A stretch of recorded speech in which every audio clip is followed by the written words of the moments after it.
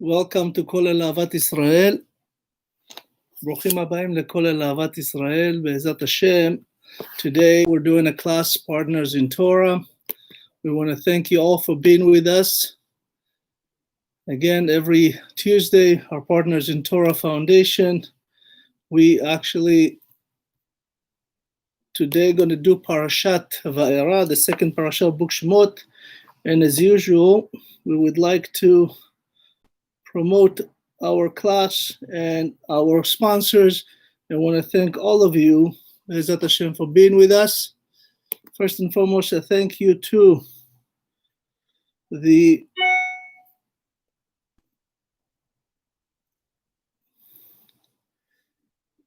want to thank all our sponsors. Thank you to Mr. and Mrs. Selwyn Isako. Thank you for Partners in Torah. I want to say thank you to all our sponsors, Mr. and Mrs. Bernie Baruch, Mr. and Mrs. Yonatan and Sarah Harush, Dani and Hila Almog, needforbuild.com. We want to say thank you to also the Krensky family and to the Azulay family and to the Janach family. Thank you so much. And today we are Parashat VA'ERA. So we know Parashat VA'ERA is the second parasha in the Torah. And of course we understand that HaKadosh Baruch Hu now is coming to Moshe Rabbeinu and in essence rebuking him. כתוב, וידבר אלוהים אל משה ויאמר אליו אני אדוני. In essence, Hashem comes to Moshe Rabbeinu and says, listen, I want you to know, I am also known as God. So, our sages will explain something amazing. Why did Hashem have to come and reinforce to Moshe Rabbeinu that he's God? So our sages explain something amazing. So, HaKadosh Baruch Hu says to Moshe Rabbeinu, for the past 25 generation, by the way, Moshe was the 26th generation. As we know, the generation of Moshe Rabbeinu was the one to receive the Torah. We had 10 generations from Adam to Noach, from Noach to Abraham, 10 generations, and from Abraham Avinu to Moshe Rabbeinu, 6th generation. And Hashem says, I want you to know, when I was, revealing myself to Abraham, Yitzchak, and Yaakov, they knew me as El Shaddai, meaning I was El Shaddai. I was known to them in different name, El and Shaddai. So we know HaKadosh Baruch Hu has 70 names. And of course, there is a book called TORAH that lists all the names. But, our sages in the Kabbalah says that the entire Torah from, the 5 books of Moses, so to speak, from Bereshit to Israel, from the first word to the last word, there is 304,805 letters. This is the name of Hashem. In essence, Hashem says, they only knew me as El Shaddai. So we know El Shaddai means the God, Shaddai. Shaddai means that I said enough, Shaddai. But Shaddai is also an acronym, Shomer Daltot Israel, meaning that we are, Hashem guards our doors. And when HaKadosh Baruch Hu was telling to Moshe that they knew me as El Shaddai, meaning that they never complained. And you were the first one to complain. We know HaKadosh Baruch Hu, when he sent Moshe Rabbeinu in last parasha to Egypt to tell the pharaohs that he is coming to redeem the people of Israel, to take them out for 3 days. We'll get to it, why 3 days and not the whole truth, so to speak, forever. They'll have to leave Egypt. And Hashem gave him, of course, the 3 signs. As we remember, he had the staff, he had the leprosy, and he had the so-called blood to turn the water into blood. So we know that HaKadosh Baruch Hu gave him these 3, and Moshe Rabbeinu complained a lot, said, I'm not the one, please take my father, take my brother. I cannot speak, I don't speak the language, I don't speak Egyptian, I'm stuttering. Hashem says, no, you are the one to take them. And when he goes to Pharaoh and his servant, Pharaoh actually made their life even worse. As we know, in the last parasha, they even stopped supplying them the materials that they needed to build the so-called cities of Pitom and Ramses, meaning do not even give them the hay, the teven, as we know, because apparently Pharaoh says they have too much time on their hand, they're thinking of living. And it says in the Torah, we look at the end of Parashat Shmot in verse 18, ועתה לכו עבדו ותבן לא יינתן לכם ותוכן לבנים תיתנו. As he says, Pharaoh says now, says you still have to meet the quota of building the 400 bricks per day, so to speak, but without the help of us giving you the material, and you have to go and look for them. And now Moshe Rabbeinu comes to Hashem, and he says, Elohim, why did you make their life worse? Now, this question, in essence, is almost, in a sense, should not be asked by Moshe Rabbeinu. Hashem already told him, listen, I'm going to do all this to Egypt. I will basically give them the 10 plagues. I will basically make Pharaoh's heart be hardened, not to really let the people go right away. And all of this, Moshe already knew. So why was he complaining? So we know Moshe Rabbeinu he is the only person that Hashem says, Avdi Moshe. He was the only one that was so humble, and humility about him was all about to save the people of Israel, even at the cost of arguing with Hashem, and even at the ultimate cost of not going to the land of Israel because of these arguments. So Hashem says to him, you told me last parasha, Elohim, lama hari'ota lahem. God, why you made their life worse? Why did you make it horrific, a lot more than what it was? And Hashem, in essence, punished him with the same words that Moshe Rabbeinu said. And he says, the word Elohim is an acronym. Amarta lama hari'ota lahem, Yoshua machnisam. He says, because you used my name to complain, Joshua will be entering them to the land of Israel. That was one of Moshe's sins. As we know, the Gemara said Moshe Rabbeinu had several sins. One of them was this one. And of course, HaKadosh Baruch Hu is a measure for measure. And as we know, by the way, the word Shaddai, Shin Dalet Yud, it's also, when HaKadosh Baruch Hu created the world, he would say enough to some creations and they'll stop. For an example, when he created the earth and the water, right, and he separated them, and he said to the ocean, die, means stop at this point, do not conquer the whole land. And you know, the land in our world has 72% water and 28% land. In essence, HaKadosh Baruch Hu says, in my name, which is Shaddai, one of his name has 72 letters. With that name, HaKadosh Baruch Hu stopped the water to be at 72%, and for the water not to basically take over the earth. And that's, by the way, our cells in our body. Every cell is exactly the same quantities of liquid and matter. We have 72% liquid in each cell and 28% matter. And we know that HaKadosh Baruch Hu, for an example, if you take the whole ice in the world, you know, the ice at some point, even if it's melt, it will never cover the world. Hashem says, no, that's not going to happen, because I said die. She'amarti die. That's the word Shaddai. And by the way, the word Yud Kei Vav Kei, the letters of Hashem, Yud He Vav He, numerical code is 26, which is, you know, when we got the Torah on the 26th generation with Moshe Rabbeinu. But also, it's very interesting, in English, the word God, G-O-D, is also a numerical code, is 26. G is 7, O is 15, D is 4, 26. Coincident? Perhaps, who knows? By the way, this time right now, this is the 209 year after the, as we said, beginning of the slavery. Moshe Rabbeinu is now almost 80 years old. Moshe is almost 80 years old. Aharon is 83 almost, and Miriam is almost 86. This is before the plague. So now this is the point of negotiation. When the plague starts, will be the 210 years.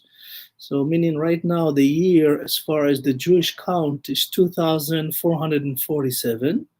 And next year in the Jewish count, when the people of Israel would leave, this would be actually 2,448, which is they leave on Pesach, the 15th of Nisan, and that will be exactly 400 years from the birth of Yitzchak, as HaKadosh Baruch Hu promised Abraham. And as we know, he says, Vakimoti et briti, I will make my covenant that I promised Abraham Avinu. And as we know, after all said and done, what Hashem says will always, forever happen. There's no such thing as, changes in the Torah. Whatever is written in the Torah, whatever Hashem promised, it will happen. It's up to us to make it happen faster as far as redemption, as far as bringing Mashiach, as far as really making the covenant come to life. So we know HaKadosh Baruch Hu, as he explained to Moshe, I want you to know, none of the other generation complained like you. But what I like about that, Hashem basically, is said, because of your chutzpah, so to speak, now, ani shamati et ne'akat bnei Israel. I heard the outcry of the people of Israel. So the word ne'akat, by the way, in Hebrew, if you rearrange the letter, is kinat. Now I hear that kinat means jealousy. Now I see that the jealousy that was between the brothers and Yosef is forgotten from the people of Israel. And it's the time for it to be redeemed. And he said, then I will take them out. Ani Adonai vehotzeti. This verse, by the way, has the 5 verbs that we all actually been using, the 4 cups to drink on Leil HaSeder. On Passover night, we have 4 full cups, and 1 we don't drink, or we fill it, but we leave it for Elijah, Eliyahu Navi. But remember, Eliyahu Navi is not really going to drink it. It's really to explain something to us. In a minute, I will go over it. But Hashem says, אני אדוני והוצאתי אתכם מתחת סבלות מצרים והצלתי אתכם מעבודתם וגאלתי אתכם בזרוע נטויה ובשפטים גדולים ולקחתי אתכם לי לעם והייתם לי אלוהים וידעתם כי אני אדוני אלוהיכם המוציא אתכם מתחת סבלות מצרים והבאתי אתכם אל הארץ. So the 5 verbs that the Torah use here, the first one, it says Vehetzalti, I will save you. Vega'alti, I will redeem you. And velakachti, I will take you. Veheveti, and I brought you. So in essence, it says the 4 one that we know, we drink, right? The 4 cups. In the Gemara, there is several discussions. Just speaking of the Gemara in general terms, the original Mishnayot, that's where the Tanaim wrote. The Tanaim wrote the Mishnayot, and the Amoraim, the Amorites, explained them, and that's how the Talmud became to be the Talmud. The Mishnah is really the paragraph that will deal with every halacha, and then come the Amorites and discuss and come up to a conclusion. Most of them, they came up with a conclusion.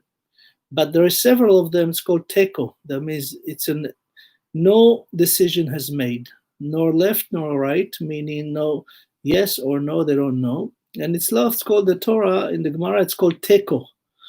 Teko is an acronym, speaking of Eliyahu Navi, that will come and explain. Tishbi, yetaretz kushiyot, she'elot, meaning veshe'elot. So the 4 cups that we drink, we understand. Like Hashem says, I will take you, I will bring you, all that. But the 5th one, which is the last one, Veheveti etchem el haaretz, it's really, in essence, it's about Mashiach. The last, bringing you from all over the world. Like today, we're spread all over the world. There's no Beit HaMikdash.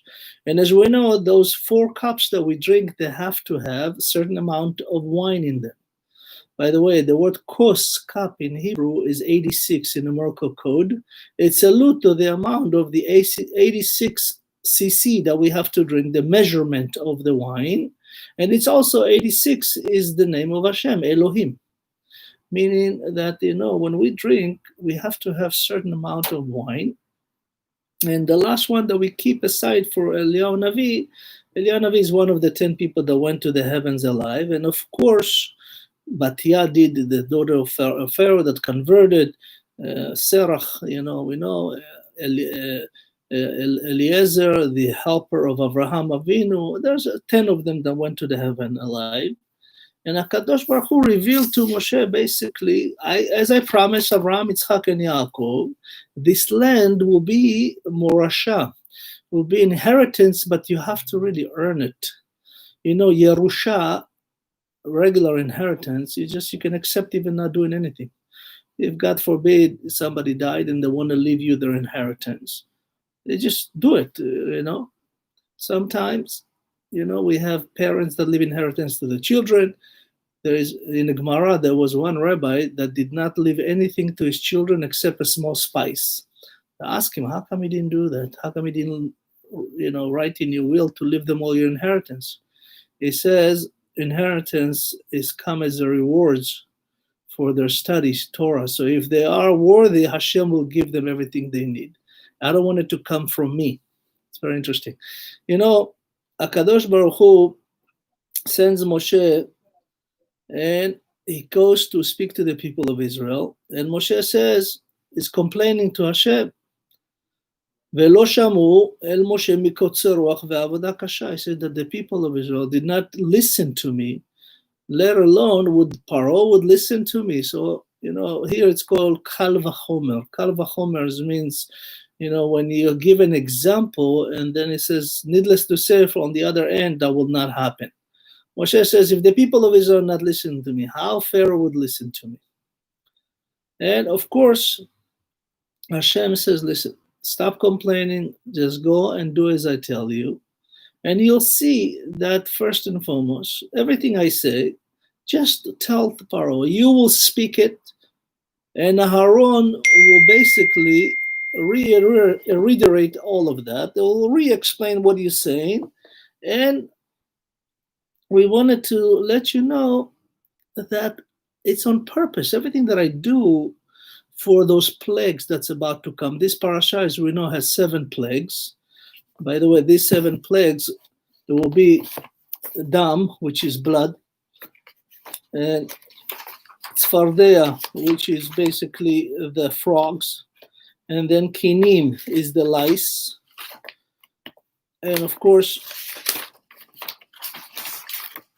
after that we'll have the arov, which is the wild animals attacking, dever, which is the pestilence, shechin, which is the boils, over the skin, and barad is what we call hell.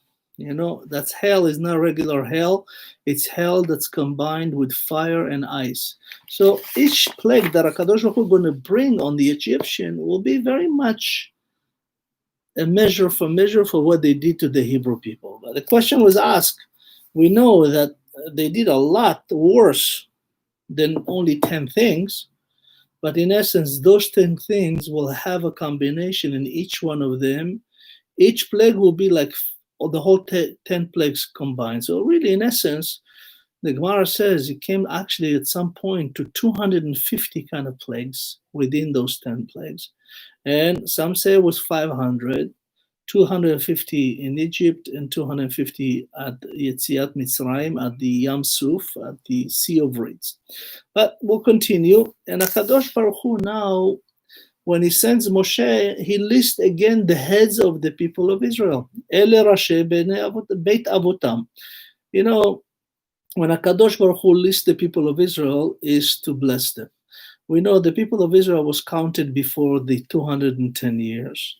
And as we know, they counted and mentioned when they came down to Egypt, 70 nefesh, 70 people came down to Egypt when Yaakov Avinu went. 66 went with Yaakov when he came down, and 4 was already in Egypt. We know Yosef, Osnat, his wife, and the 2 sons, Ephraim and Menashe. And of course, by the way, when it comes to our Parashat VA'ERA, is also an acronym in Hebrew which is Ani Rishon ve'ani Acharon, meaning don't ever doubt me. There's only one God in the world. I'm the one beginning to an end. There's nothing that will ever change that.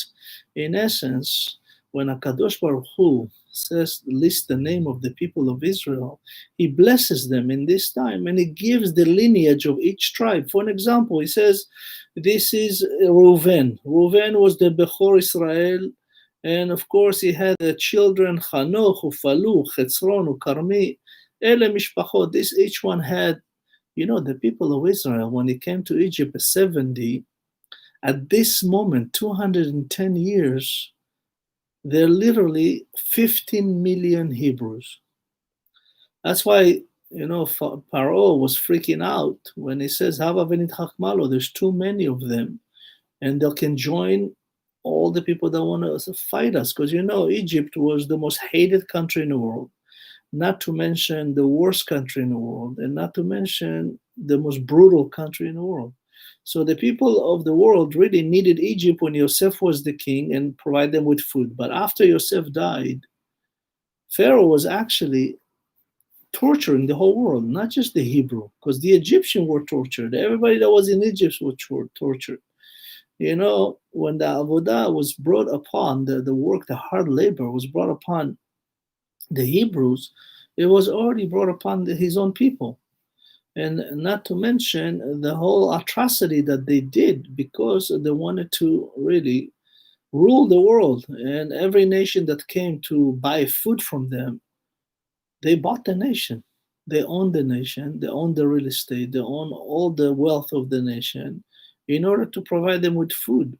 So when Yosef passed with all that generation, and it says, and the Pharaoh came that did not know Yosef, is because the people of Israel left Goshen, the land of the delta of Egypt, where it was given to them by the old Pharaoh to Sarah and Abraham. And of course, Yaakov and Yosef told them, stay there, do not leave.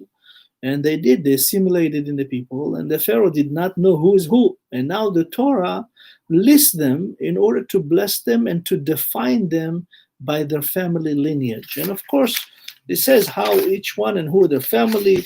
And when it comes to this, Levi, the Levites, they say, "V'sheneh chaye Levi sheva u'shloshim u'me'at shana." It says that Levi lived 137 years. By the way, Yosef was the one that died the youngest, at 110 from all the tribes. And it says that these are the sons of Levi, Gershon, Livni, Veshimi, lemishpachotam, uvnei Kehat, Amram, Veitzhar, Vechevron, Veuziel, u'shnei chaye Kehat, shelosh u'shloshim u'me'at shana. The Torah lists the families of the Gershoni, the Kehati, and the Merari. Those are really, from them will be the exact tasks that they'll be carrying and being part of the tabernacle to carry each and holy part of the vessels, who would carry who and what. And the whole thing is really, in essence, HaKadosh Baruch Hu define each generation, their family, and their tribe. So we know even HaKadosh Baruch Hu lists Korach here. Korach, by the way, just so you know, Korach is not a Hebrew name. It was actually one of the grandson of Esav. Esav, the brother of Yaakov, Esav the Edomites, he had a grandson named Korach. And the question is asked, why did Korach had this name? Why was given to Korach? And we know that very important to understand, by choosing name to a baby, you have to be very, very careful, and you have to be very cautious with what kind of name you give them, because this name can basically either bless or ruin their life. The Zohar Kadosh explained that when the neshama come to the world in a specific, each neshama, there's a very specific time why this neshama came to the world, at what day, what month, what parasha, and the name that we give them has to carry blessings, because otherwise it will be problematic. And you're not allowed to give, boys a girl's name and girl's name give boys. And you always, this is, by the way, we learned from last week parasha, when it comes to the Brit Milah of the boy, the circumcision, they said there is a person called the Sandak. Sandak is a person that holds the baby when the mohel, when the rabbi or the religious doctor that does the Brit Milah, the circumcision, the baby has been put on what we call the birkaim, on the person's, the sandak, that he sits and they put the baby on him. And we learned the first sandak in the world, by the way, is none other than Yosef. Yosef, the Torah says in Parashat VA'ERA, in the last book of Bereshit, and it says, Vayar Yosef leEphraim bene Sheleshim, gam bene Machir, ben Menashe, yuldu al birke Yosef. Meaning that even the children of Machir, meaning when it comes to the Brit Milah, they were on the knees of Yosef. They need, by the way, many people have the wrong understanding that you can, and perhaps it's an honor to sit on the chair of Eliyahu Navi. Eliyahu Navi, Eliyahu the prophet has an honorable chair both in the Brit Milah and in our table on Passover. Why? You're not allowed to sit on it. It's for him. The sandak, the person that's hold the baby for the Brit, not allowed to sit. The seat has to remain empty, and there should be another seat for the sandak to hold the baby on his knees. Many people don't know that, but this is the halacha, by the way, in the Gemara and in the Shulchan Aruch, and of course it comes from Yosef. And we know here that HaKadosh Baruch Hu, after he lists all of the people, and he says, this is the people that I'm telling, Hashem says, הם מדברים אל פרעה מלך מצרים להוציא את בני ישראל ממצרים, ויהי ביום דיבר אדוני אל משה בארץ מצרים. So we know, it's very interesting, by the way, when we look at this parasha, if you look at the verse 6:13, which is chapter 6, verse 13, the location, by the way, in the Torah is a very unique. It's not like a coincidence why Hashem placed everything in its own place in the Torah. 6:13, when HaKadosh Baruch Hu said, וידבר אל משה ואל אהרון, as we know, Moshe ve'Aaron in Gematria is 613, meaning that they will be teaching the entire 613 mitzvot of the people of Israel. So the location in 613 is also speak to us about the importance of the mitzvot that Moshe and Aaron will be teaching the people of Israel. By the way, 613 in the coded verses and words in the Torah, it means a lot of things, not just our body parts. 613 Tariag is also Barati. The word Barati, I created this world. Barati is 613. Et Haor, I created the light. 613. Garti, when Yaakov says I lived with Lavan, Garti 613. I kept all the 613 mitzvot. And Moshe Rabbeinu, the word Moshe Rabbeinu, the two words, is 613 also. And of course, Bigvurato, in the might of Hashem, Bigvurato is 613. Be'adrato, in the glory of Hashem, is also 613. And the most important thing, Batorah, the word Batorah within the Torah, is also 613. So in essence, everything that coded in the Torah is not there to just be words. If you look carefully and closely into each word in the Torah, you'll see there is tremendous amount of knowledge, coded messages, numerical codes, location, and of course, teaching beyond belief.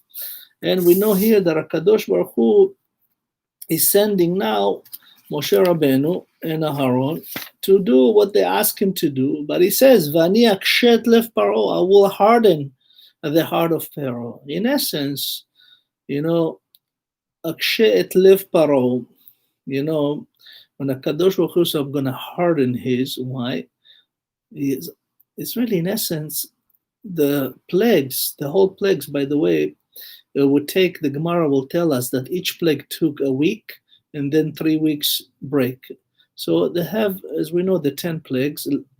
in essence, except the plague of darkness that was 6 days and the plague of the Bechorot, the last plague of killing the firstborn, that lasted a few hours after midnight, before the morning of the 15th of Nisan. The whole plagues took a month altogether, each, which we mentioned, 1 week plague, and then 3 weeks of break. And when HaKadosh Baruch Hu brought the so-called first plague of the blood, in essence, what HaKadosh Baruch Hu is because of what they did to the people of Israel, they killed a lot of them. The Gemara will tell us that Pharaoh was basically infected with leprosy for 6 months. The leprosy that he had, the tzaraat, was so horrific, and his so-called khartumim, so-called advisors, told him, listen, you know, the blood of the Jews is the best blood in the world. It's pure, it's nefesh.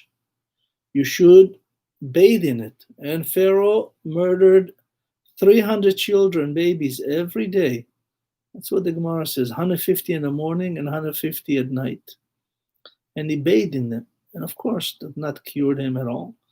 And the blood that Hashem brought, the plague of blood, is really a measure for measure, damim, blood against blood. But I want you to understand something. The Zohar HaKadosh brings that, you know, how people could say, how can Hashem do such thing? How can Hashem have 150 babies, slaughtered in the morning and 130 at night? And how, you know, all the babies were thrown into the Nile, and how the babies were used to fulfill the quota of the bricks in the walls of Pitom and Ramses. So I want to go a little bit back in order to understand what Hashem is really doing. Because, you know, many of us, we always get mad at Hashem. What happened with the Holocaust in Spain and Russia and the Inquisition and Nazi and, you know, all kinds of, you know, horrific atrocity. So I want to go back to a little bit of what the Zohar Kadosh says. It says, first and foremost, when HaKadosh Baruch Hu created the Hebrew, the Jewish neshamot, all of the neshamot in the world, the souls of the Jewish people, belong to one neshama.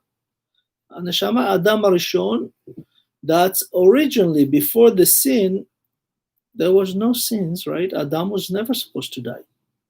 And only after he sinned, his neshama was broken apart, and sparks of his neshama has been actually given to his future offsprings from the Hebrews.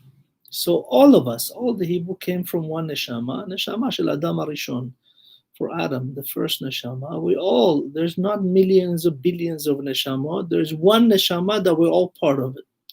Now, Moshe Rabbeinu, as we remember in the beginning, he complained to Hashem when he says to Hashem, how can you do this, Hashem? Why are you making their life so bad? So the Gemara will teach us, why did Moshe say that? Why did Moshe complain? You know, when Moshe Rabbeinu came back to see the people of Israel, and after, you know, Pharaoh says you're not allowed to have any more hay or any, you have to go and gather your own material and make the exact quota. Otherwise, if he can't, he asked his so-called Nogsim, the people that were in charge, to take Hebrew babies, if somebody does not meet the quota, and put them in the wall instead of the cement, instead of the bricks. And when Moshe Rabbeinu saw that, he saw a baby screaming out of the wall, crying, screaming. And Moshe had such mercies, and he complained to Hashem and says, why, Hashem? How can you do such thing? Let me save this baby. And Hashem says, no, you don't understand. What you see is not what really is. And Moshe non-stop asked Hashem. Hashem says, okay, go ahead. But I want you to know you're making a huge mistake.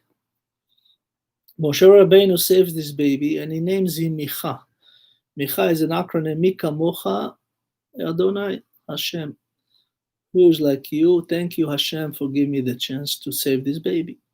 Moshe adopted this baby. Moshe had, we know, he had two children, Gershom and Eliezer. with Tzipporah. By the way, Moshe was only married to Tzipporah for 3 years. Just so you know, his whole life, when Hashem told him, Shal na'alecha me'araglecha, when Hashem asked him to remove his shoes when he was on Mount Sinai, in essence, what he was telling him, you have to leave your wife, because you're going to be talking to me now all the time, and you cannot be impure. You cannot be in the physical realm. You have to be. That's why Moshe, if you rearrange the letter backwards, is Hashem. Hashem spoke to him face to face. Pe el pe adaber bo, mouth to mouth. He was literally the only one Hashem spoke to face. And when Moshe Rabbeinu saved this baby, Micha, he really adopted him and took him everywhere.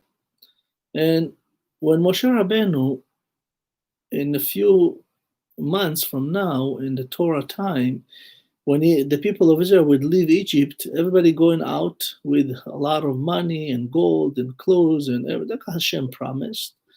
But Moshe Rabbeinu heads back to get the bones of Yosef. And of course, he could not find them. He didn't know where they buried him. And Sarah, the daughter of Asher, came and revealed to him. By the way, Sarah, lived eternity. She never died. And the first time she's mentioned in the Torah is with the children of Asher, and even with David HaMelech, she came to have King David.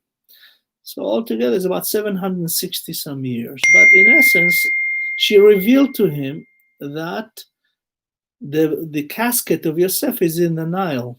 The Egyptian put it in the Nile to bless the Nile, because every time Yosef came to the Nile, the water rose towards him.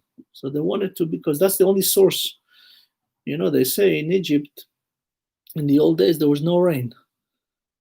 Only water was supplied from the Nile. The Nilus used, by the way, until today, is one of the longest rivers in the world that's been fed water from the highest and most tallest lake in the world, among the mountains, Lake Victoria. And Moshe Rabbeinu could not find it. And she revealed to him that it's in the Nile. And Moshe took a tass of gold, he took a plaque of gold, and he wrote on one side the name Hashem HaMeforash, the one of the name of gods that he knew. That was the same name that was on his staff, the Mateh.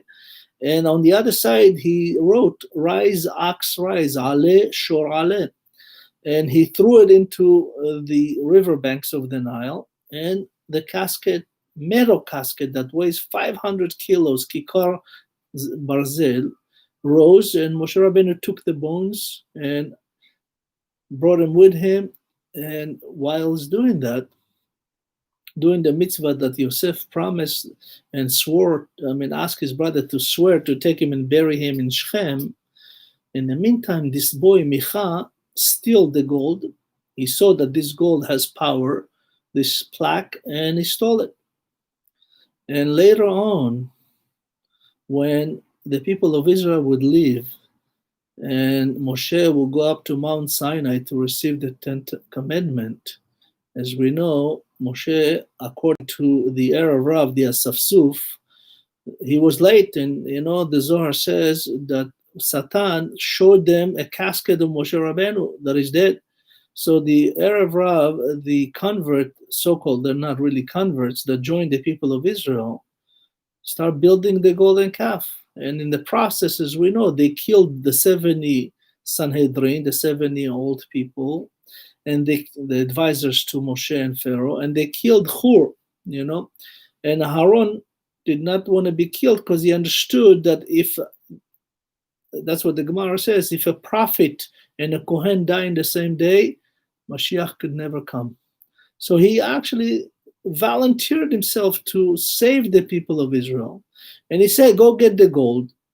And of course, he was hoping that they will not be able to get the gold from their women, from the children. But when they brought it, Aaron, he just threw the gold into the fire. And this Micha saw it. So he threw also the tass of gold. This plaque of gold was mixed with the gold. And the Erev Rav, all of a sudden, there was two magicians then that created this golden calf. And those magicians were the son of Bilam. They were Junius and Umbrius. And they whisper something to the gold, and all of a sudden this calf starts speaking. Ani Elohechem asher hotzeti etchem me'eretz Mitzrayim. This is Micha. This is Hashem says, don't save this boy, you don't know. Later on, in the time of Joshua, after, Micha will be the first one to build an altar and chaz v'chalila, like a fake tabernacle for Avodah Zarah, not too far from the tabernacle of Shiloh.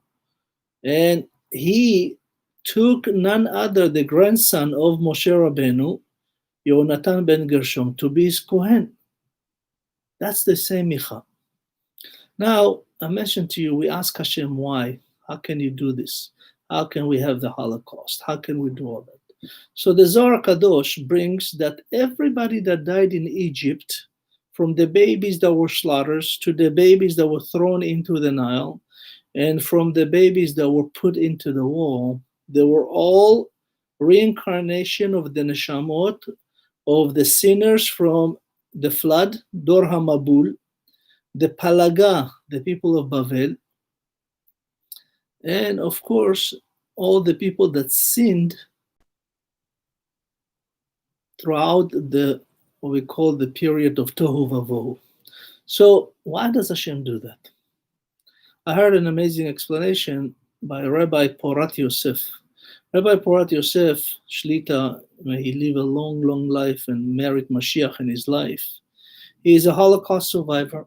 His whole family was diminished in the Holocaust.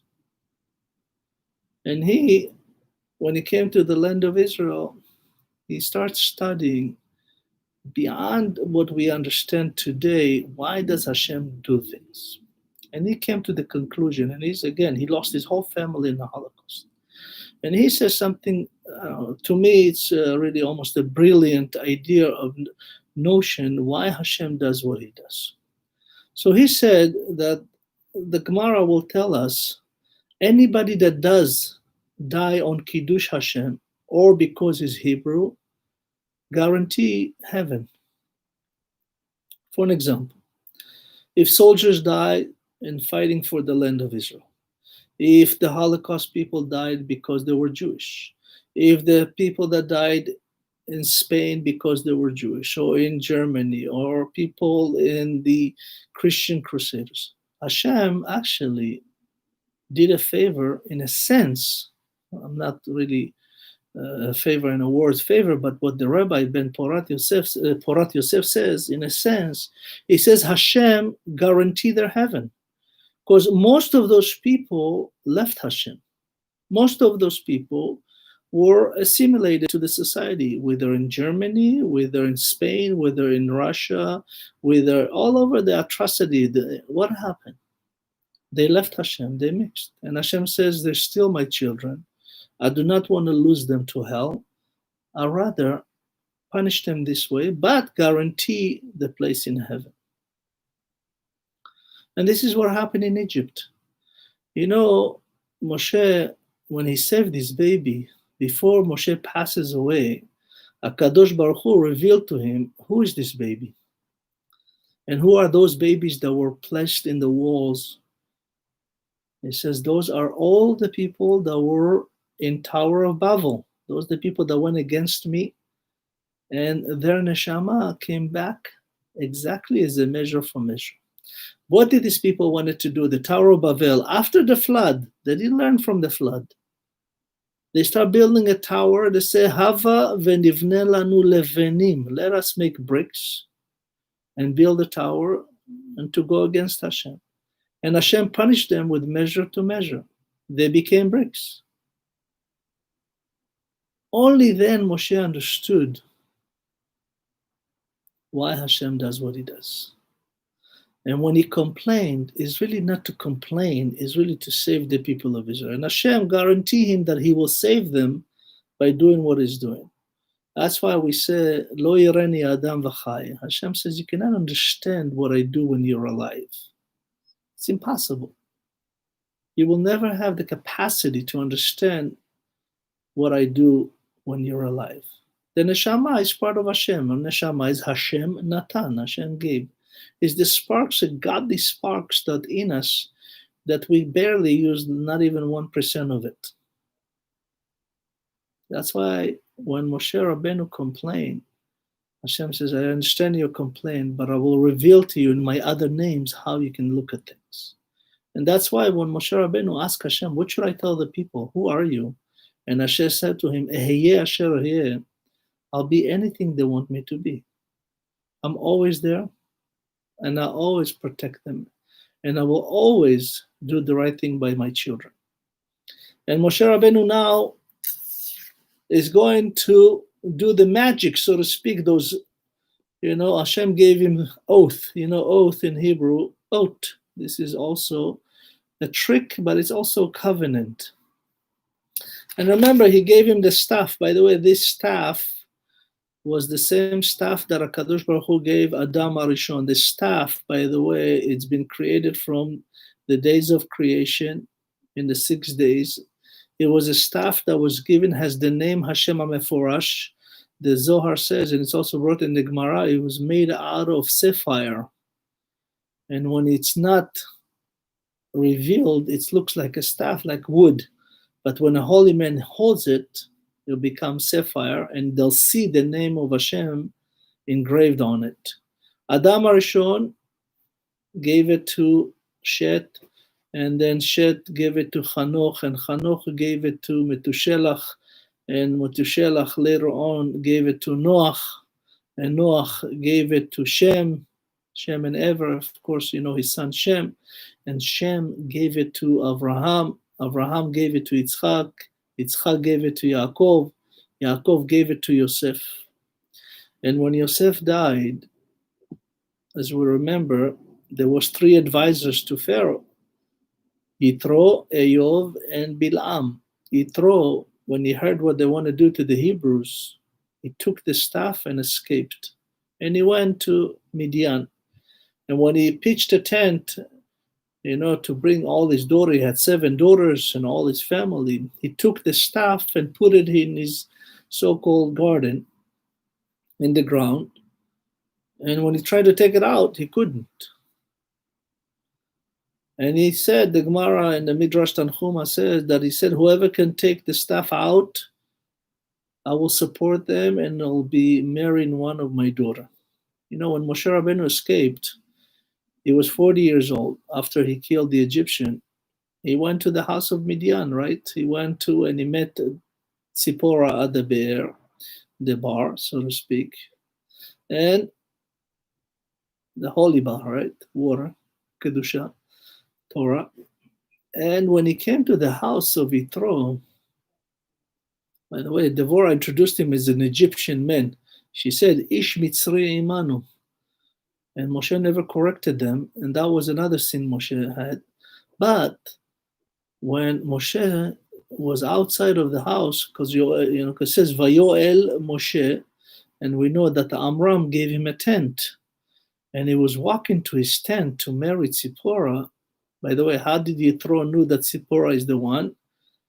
By the way, Tzipporah and the word Le Moshe, for Moshe, is the same numerical code, 375. And Yitro knew this is his destiny, this is his wife to be. And they're equal in their code. And when Moshe saw the staff, he looked at it and he said the name of Hashem HaMeforash, and he reached and took out the staff from the ground.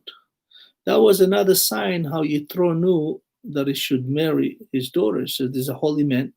I'd rather she be with him than another Midianite. And of course, she had 2 children with Moshe. She even saved Moshe's life by doing a Brit Milah, a circumcision to Gershom that Moshe did not do because he had an agreement with Yitro.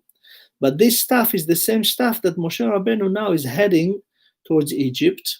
And of course, we know that Aharon has his own staff.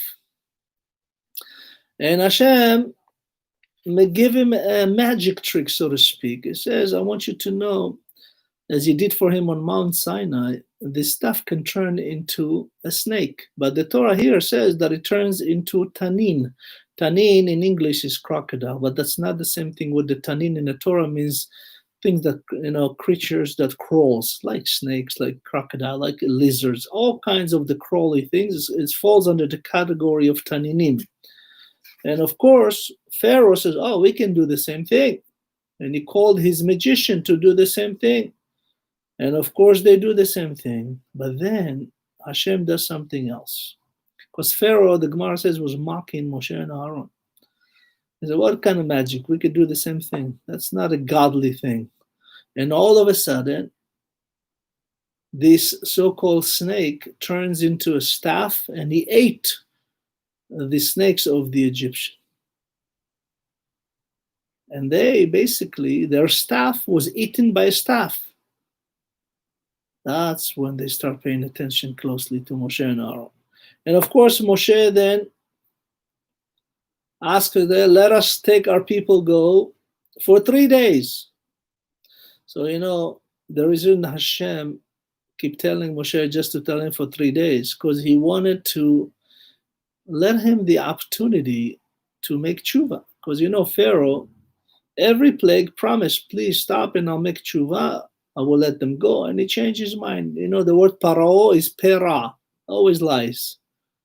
And when Hashem tell Moshe, just tell him, he says, but I want you to know he's not going to listen to you. It's already known, because I'm going to harden his heart.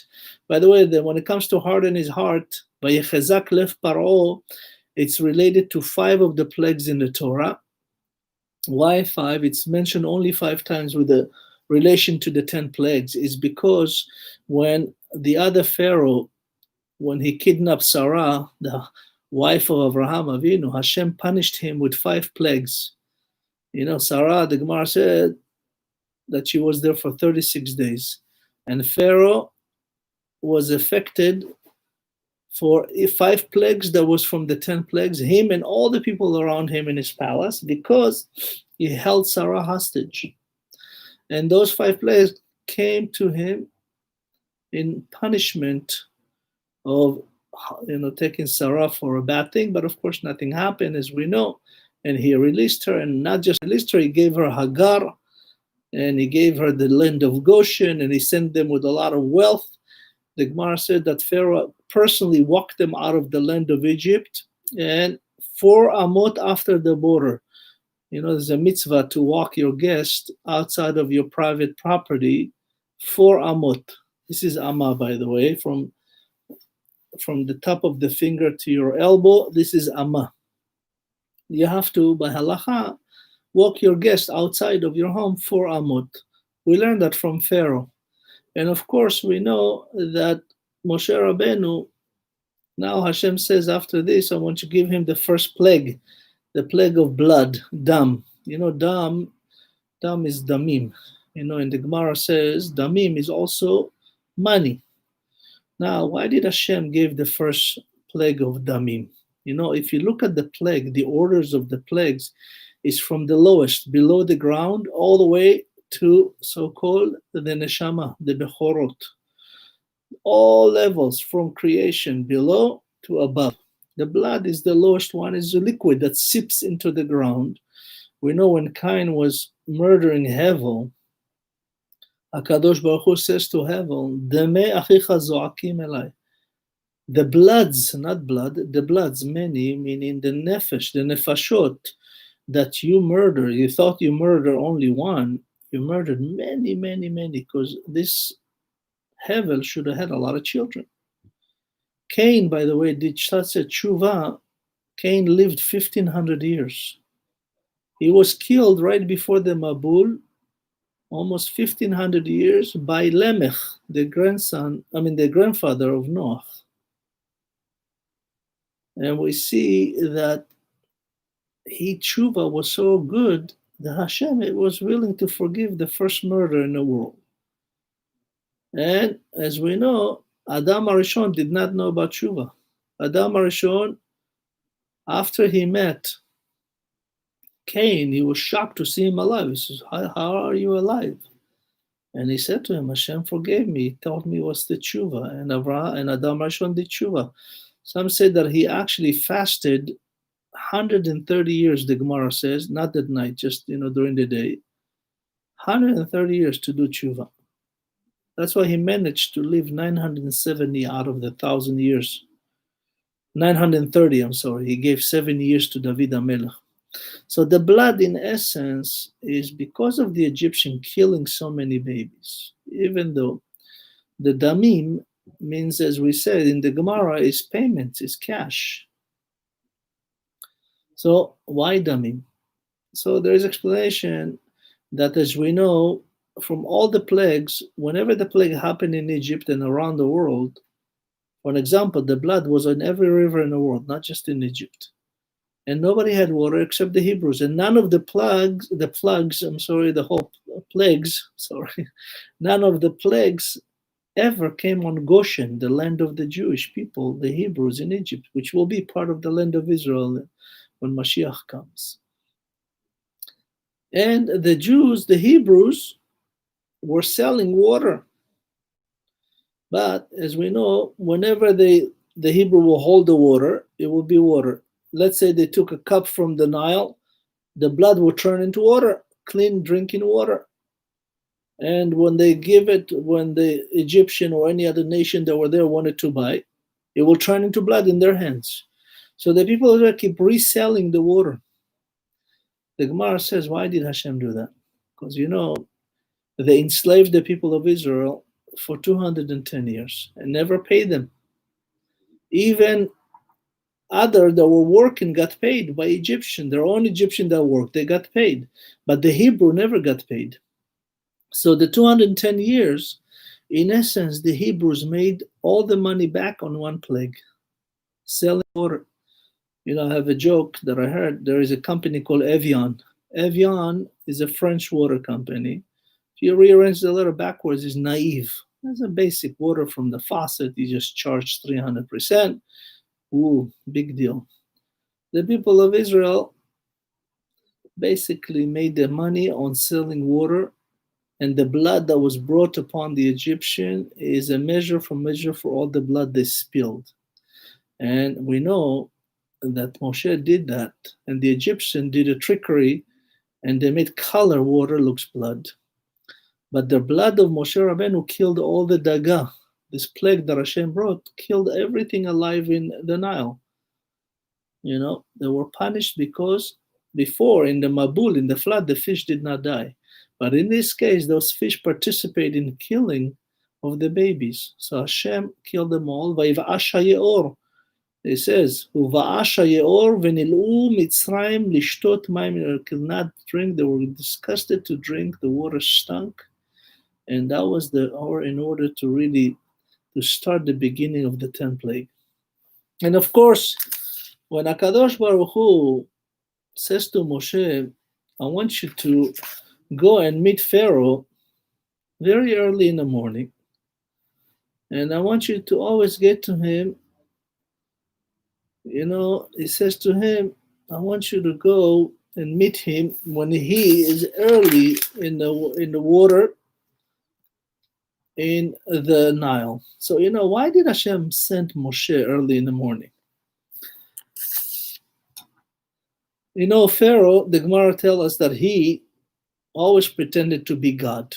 He would tell the Egyptian, I'm the God of the Nile, I'm the God of the water, I'm the God of this, I'm the God of that. I don't even go to the bathroom. As a God, gods don't go to the bathroom. So the Gemara will tell us that, because he did that, Hashem wanted to very much, kind of defy what he was saying and humiliate him at the same time.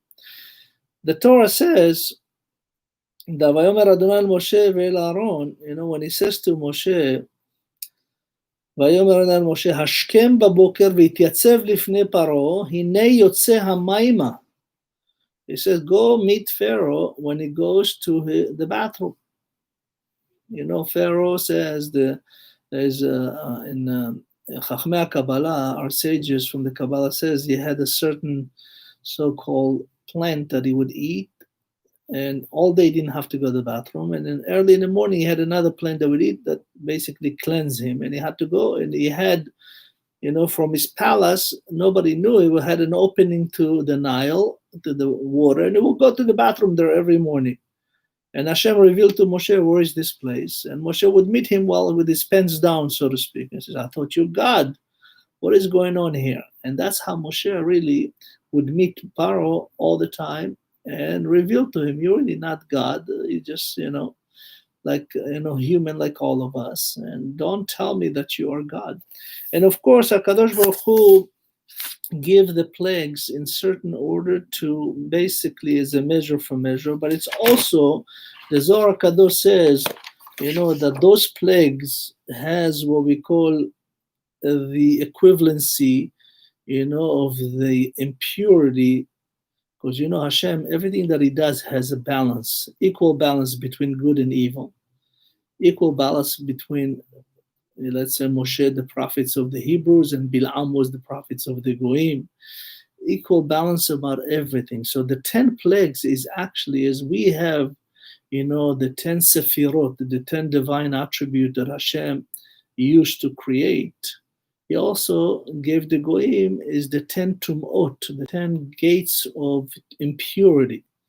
Why 10 plagues? Is against the 10 things that HaKadosh Baruch Hu created the world with. Be'eser ma'amarot, Hashem says 10 times, Vayomer Hashem Yehi Or Vayomer. He said and he created the world. That's why, by the way, we get the 10 commandments. And of course, we know that the 10 Sefirot, everything connected in a way that Hashem punished them against those Sefirot. And of course, we know that the acronym is what we call the Datzach Adash Be'achav. And it says, in order to really judge the people of Egypt, the Torah used the word Dan. Dan in numerical code is 54. Why? Because they were punished with each one 54 punishments. And as we know, Kadosh Baruch Hu, at the plague of the 7th plague, when he brought what we call the barad, the hail, after the boils and after the dever and all that, Pharaoh says, and I'll finish with that, Pharaoh says something amazing. Pharaoh says, וישלח פרעה ויקרא למשה ולאהרון, ויאמר אליהם, חטאתי הפעם. Now I've sinned, and Adonai is a tzaddik, is righteous. ואני ועמי הרשעים, and we are the wicked. So, in essence, HaKadosh Baruch Hu could have destroyed Egypt in one plague, not even in just one word. But everything Hashem does is for us to see what could happen. And even if we are the worst place of Egypt, or the worst place in our life, or the worst place we could be, there is always a way out. Even for Pharaoh. Paro recognized God. He says, I've sinned. I'm a wicked. And Hashem is righteous. In here, by the way, this is when Pharaoh begins his tshuva. What does it mean? In one of the plague, it says, Vayafech levav Paro. Paro's heart turned. The word levav is also the letters of Bavel. Hashem revealed to him that, the people of Israel even will come out from the Galut of Bavel. After the first destruction, they'll come up and build the second Mishkan, the second Mikdash temple. And Pharaoh started beginning the tshuva. He finished the tshuva when he was almost drowning at the Sea of Reeds. He was a Bechor too. He was not killed in Makat Becherot. And when he came to chase the people of Israel to the water of Yam Suf, to the water of the Red Sea, he almost drowned. And then he finished his tshuva by saying, Mi kamocha ba'elim Adonai. First he says, Mi chamocha ba'elim Adonai, Mi kamocha nehedar b'kodesh. When he finished his tshuva, he actually left after Egypt was destroyed, and he went to the city of Nineveh, and he became the king of Nineveh. When Hashem sends Jonah to save the city of Nineveh, in essence, he says to the Goyim, even you could do tshuva. And Pharaoh immediately learned from the word Bavel. What happened in Bavel? Mordechai, a Yehudi, he fasted for 3 days and he changed his clothes and he wore very, clothes of mourning, and he gathered and he put dirt on him, afar, and he gathered the people to pray. And that's exactly what Pharaoh did and saved the city of Nineveh. In essence, Kadosh Baruch Hu says, every plague I gave to them is for you, the people of Israel, to understand that, when you were in Egypt, you actually you were at the lowest level, 49 gates of impurity. But I saved you right then. I didn't let you pass this because the 50th gate, that's it, there's no return from it. It's only hell from this point on. But even at the lowest level, I'm here with you. The lowest level, the 49 gates of impurity, I'm willing to receive your tshuva. V'shamati et na'akatam, I heard that you're about to do tshuva, and I'm ready to you now. And when the people of Israel call upon Hashem, Hashem always listens. And as we know, this parasha, as we mentioned, has 7 plagues, and the next parasha, in Parashat VA'ERA, there'll be 3 of them. But throughout all, Hashem, as he promised to Moshe, ויחזק לב פרעה ולא שילח את בני ישראל כאשר דיבר אדוני ביד משה. This is exactly what Hashem said. There's no doubt ever to what Hashem says will happen. Today we're in a very, very auspicious and almost unbelievable times in the sense of what's happening around us in America, in the world. It's in essence, it's what we call acharit hayamim. It's the end of days. When things don't make sense, when everything looks opposite, when there's lies and you hear all this chaos and what the media does and what this and that. You say, how could that happen? It makes no sense. How can American senators will be against America? How, they break the law and there is no law anymore? What's going on here? It's really, in essence, that's what happened in Egypt. When they were destroyed, everybody's like, what's going on here? This is the strongest nation in the world, and look what Hashem does to them. Destroy them. You should learn from it. And we today are very much, the only trust we can have is in Hashem, nobody else. So I urge you all to immediately return to Hashem. There will be time there you'll have no chance. The Gemara says that when the time comes, if you didn't make the plan, so to speak, if you didn't got on the train of tshuva, that's it. The train would leave the station. I wish all of you, Be'ezat Hashem, to always be close to Hashem. I want to thank again partners in Torah, and to all of you, please help us spread the word of Hashem. As you know, like many of us are blocked by Facebook. They always go against the First Amendment, against God, against, the Jewish people. So Be'ezat Hashem, I want to thank you all. Have a wonderful rest of the week and join us again tomorrow. I'm Rabbi Dahan, Kol Elavat Israel, on behalf of Partners in Torah. Thank you so much.